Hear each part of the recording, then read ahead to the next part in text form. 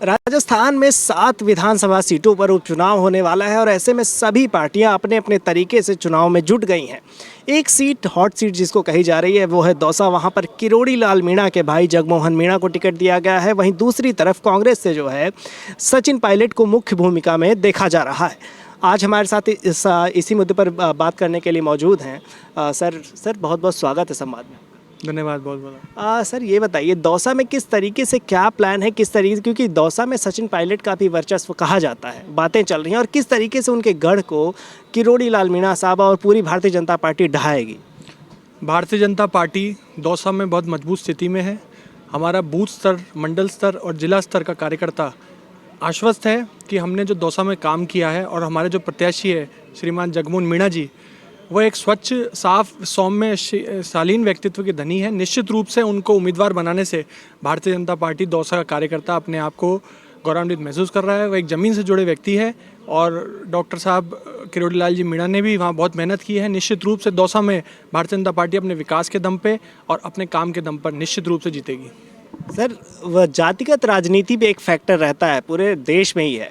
ऐसे में दौसा में गुर्जर समाज का वोट किस तरीके से, क्या वो पेंच होगा जिससे गुर्जर समाज का वोट भाजपा के अंदर आ सके? भारतीय जनता पार्टी 36 कौम को साथ ले जाने वाली पार्टी है। 36 कौम हमारे साथ चलते हैं। निश्चित रूप से जो हमारे उम्मीदवार हैं वह उनकी सभी समाजों में, सभी जिसे कहते हैं 36 कौम के नेता हैं वो। और जब वोटिंग होगी जिस दिन, आप देखेंगे कि सब लोग उनकी स्वच्छ छवि को देखते हुए जाति से ऊपर उठकर राष्ट्रवाद पे भारतीय जनता पार्टी के पक्ष में मतदान करेंगे। एक बात और चल रही थी, मैंने एक भाषण सुना जगमोहन मीणा का, उसमें वो कहते हैं कि भाई जयपुर से सटा हुआ दौसा है, पर जयपुर की तरह विकास उसका नहीं हो पाया, पिछली सरकारों ने काम नहीं किया। आखिर क्या कारण रहा और क्या वो रणनीति है जिससे अब दौसा का विकास किया जाएगा जब जगमोहन मीणा वहाँ के जो है विधायक? निश्चित रूप से 10 महीने में राजस्थान के यशस्वी मुख्यमंत्री आदरणीय भजनलाल जी शर्मा साहब ने जो काम किया है उससे राजस्थान की जनता अपने आप को गौरवान्वित महसूस करती है। विकास की गंगा बही है। निश्चित रूप से जो योजनाएं लाई गई है, और दौसा की जहाँ तक बात है, देखिए दौसा पहले भी कांग्रेस को बहुत बार वोट दे चुके हैं वहाँ के लोग, लेकिन वो अपने आप को ठगा हुआ और परेशान महसूस करते हैं क्योंकि वहाँ पे विकास के नाम पर कुछ भी नहीं हुआ है। अब भारतीय जनता पार्टी की राजस्थान में सरकार बन गई। निश्चित रूप से अब जगमोहन मीणा जी अगर वहाँ से विधायक बनेंगे तो विकास और होगा।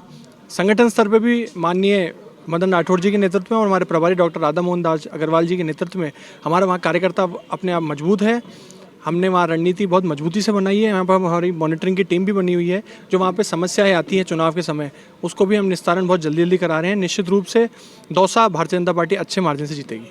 सर, आप वहाँ की मॉनिटरिंग कर रहे हैं तो आपको उस क्षेत्र में क्या क्या समस्याएं देखने को मिली, जो पिछली समस्याएं हैं, और किस समस्याओं से आपको जूझना पड़ रहा है अभी इस समय? देखिए, निश्चित रूप से दौसा में सबसे बड़ी जो दिक्कत हमें सामने आ रही है वो ये है कि वहाँ पे पिछली बार कैंडिडेट कोई और थे, इस बार कैंडिडेट जगमोहन मीणा जी हैं। तो क्या होता है कि मॉनिटरिंग हम जब करते हैं तो संवेदनशील बूथ बदल जाते हैं। जब संवेदनशील बूथ बदल जाते हैं तो हमारी रणनीति उस हिसाब से बदल जाती है। निश्चित रूप से क्योंकि भाजपा संगठन आधारित पार्टी है तो हमारा संगठन मजबूत है, तो हमें उस हिसाब से जो वहाँ पे समस्याएं आती हैं, शिकायतें आती हैं, कलेक्टर लेवल पे भी आती है, पुलिस के लेवल पे भी आती है, तो जिला प्रशासन से हमें वहाँ कोऑर्डिनेट करना पड़ता है। और कुछ ऐसे बूथ होते हैं जहाँ पे कांग्रेस के लोग वहाँ पे गुंडागर्दी करते हैं, परेशान करते हैं लोगों को, वोटिंग नहीं करने देते, जैसे अभी होम वोटिंग भी चल रही है।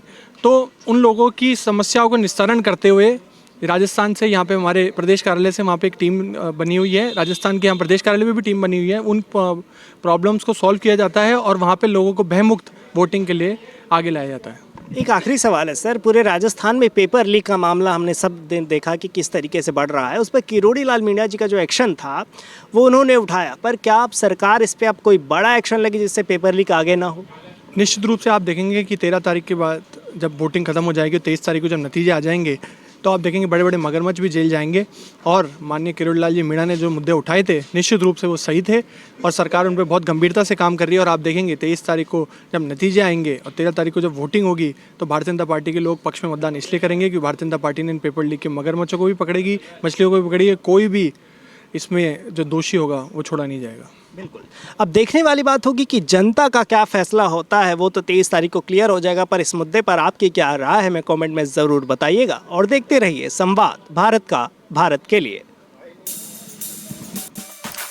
सोशल मीडिया पे स्क्रॉलिंग से थोड़ा कुछ ज़्यादा करना चाहते हो तो MIMS का certificate course in content writing है आपके लिए परफेक्ट। यहाँ सीखो कैसे लिखने का टैलेंट बनाए तुम्हें कंटेंट क्रिएटर प्रो।